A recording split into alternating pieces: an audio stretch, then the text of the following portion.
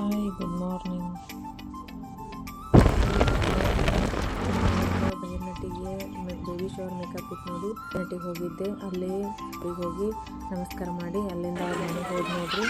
ಅವ್ರ ಮನೆಗೆ ಹೋಗಿ ನಾಷ್ಟ ಚಹಾ ಮುಗಿಸ್ಕೊಂಡು ಆಮೇಲೆ ಅವರು ನನಗೆ ಸಾಡಿ ರೆಡಿ ಮಾಡಿಕೊಟ್ರು. ಸಾಡಿ ಎಲ್ಲ ಪ್ಲೇಟ್ಸ್ಗಳನ್ನೆಲ್ಲ ಮಾಡಿಟ್ಕೊಂಡಿನಿ.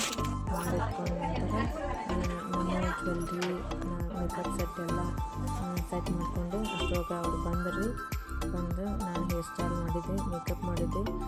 ನೋಡ್ರಿ ನಾ ಮಾಡಿದ್ದೆ ಮೇಕಪ್ ಹೆಂಗಾಗೈತ್ರಿ?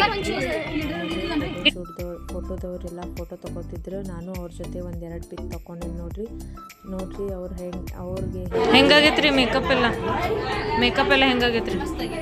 ಚಲೋ ಆಗೈತ್ರಿ.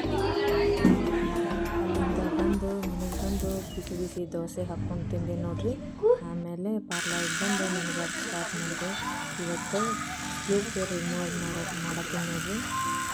ಇದಾಗಿತ್ತು ನನ್ನ ಬ್ಲಾಗ್. Thank you.